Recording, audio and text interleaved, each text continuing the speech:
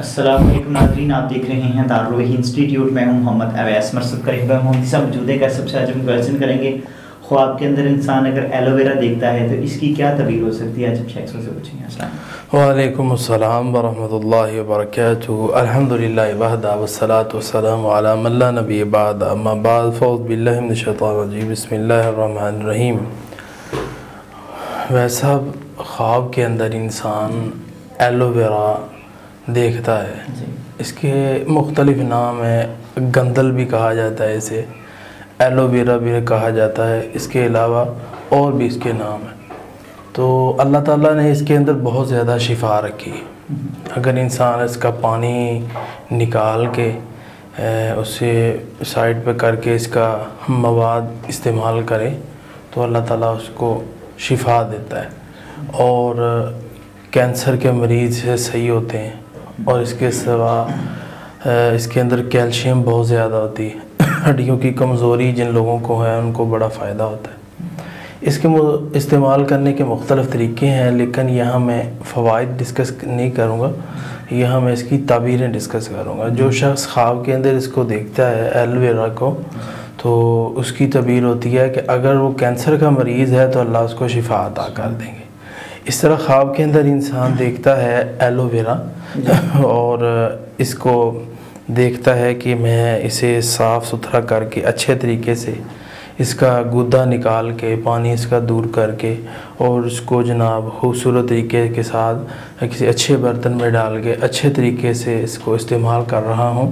تو اگر اس کو کیلشیم کا مسئلہ ہے، ہڈیوں کی کمزوری ہے، اللہ تعالیٰ اس کو شفا عطا کریں گے اور اس کو تندرستی اور طاقت عطا کر دیں گے. اس طرح خواب کے اندر انسان دیکھتا ہے کہ میں ایلو ویرا اپنے سر کے بالوں پہ یوز کر رہا ہوں. اگر تو بال اس کے گرتے ہیں تو اللہ تعالیٰ اس کو شفا عطا کر دے گا. اور اسی طرح جسم کے اوپر لگا رہا ہو، جسم اگر کمزور ہے تو جسم اس کا درست ہو جائے گا.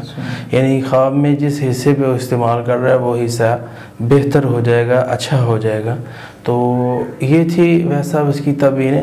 اس کی اور بھی تعبیریں ہیں بہت زیادہ، تو لیکن یہاں میں اس کی خاص میں نے تعبیریں اس کی ڈسکس کر دی ہیں کہ یہ پودا جو ہے اللہ تعالیٰ کی ایک بہت بڑی نعمت ہے.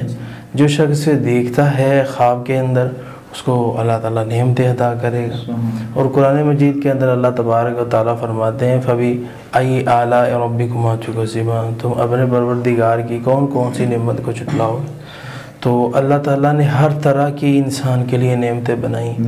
اور اگر آپ اس کے اندر الائچی اور مختلف چیزیں خواب کے اندر دیکھتے ہیں کہ اس کے اندر ڈال کے ایک جس طرح لوگ سردیوں کے اندر پجیری بنا کے کھاتے ہیں، اس طرح اس کا پورا ایک مربع بنا ہوا اس طرح کھا رہے ہیں، تو اللہ تعالیٰ آپ کو بہترین طاقت سے اور اولاد سے ان چیزوں سے انشاءاللہ تعالیٰ نواز دیں گے. اولاد بھی ملے گی اور نعمتیں بھی ملیں گی.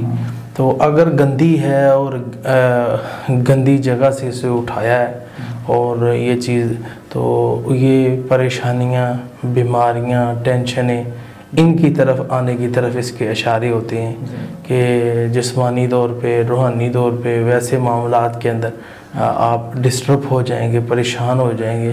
برا خواب آئے تو اس کو ضائع کر دینا چاہیے، اچھے خواب کی تعبیر لینی چاہیے.